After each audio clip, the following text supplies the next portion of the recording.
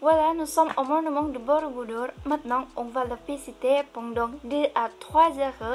La première, pour le prix du billet, c'est 400 000 roupies, c'est comme 22,56 euros. Ici, je vois un campagne répondant au monument.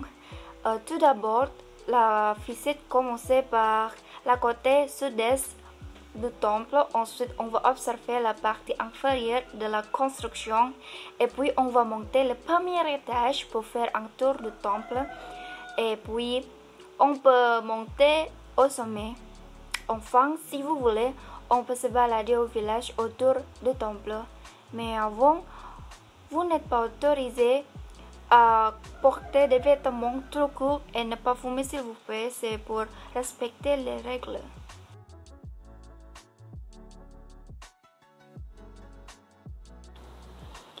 Temple de Borobudur est un des plus grands monuments bouddhiques du monde qui a été bâti durant le règne de la dynastie Sailendra au 8e et 9e siècle.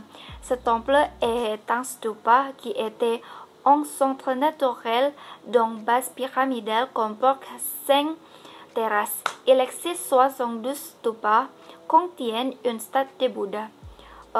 Cet monastère se trouvait dans la vallée Kedu, au centre de l'île de Java en Indonésie.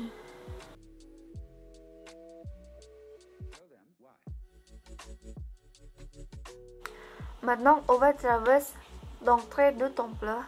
C'est Makara à l'entrée du temple, qu'en forme de Kala.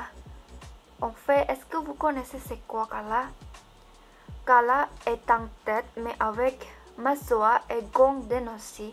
C'est en hindi. Makara est un temple sous la forme d'une combination de deux animaux comme l'éléphant et dragon ou serpent. Les fonctions de Kala pour rejeter le renforcement énergique négatif qui veut entrer dans le temple. Vous pouvez trouver Kala à la d'autres pièces, par exemple comme à la Jaladwara de Borobudur. Jaladwara est le drainage dans ce temple.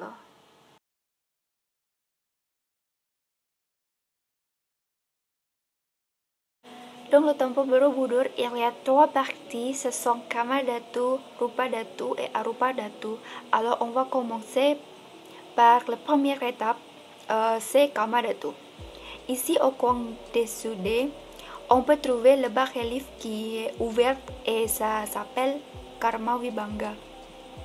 Par contre, il est sculpté sur tout le mur dans la partie de Kamadhatu, mais dans cette partie, la plupart des bas-reliefs sont fermés de la nouvelle fondation pour qu'ils ne soient pas enfoncés. Ça restait dans Karma Vibhanga.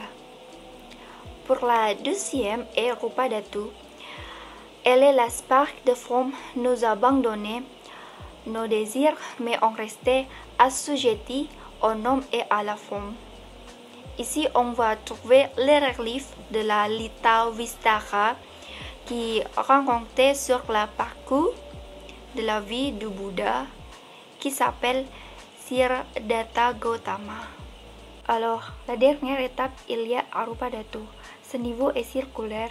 Il signifie que les humains ont abandonné les effets du monde et ils ont été la perfection. Dans Arupadhatu, il y a un stupa principal. Il y a aussi des différents avec d'autres petites stupas. La différence est dans la savité du stupa. Il y a des savités en forme de lochage et d'autres en forme de carré.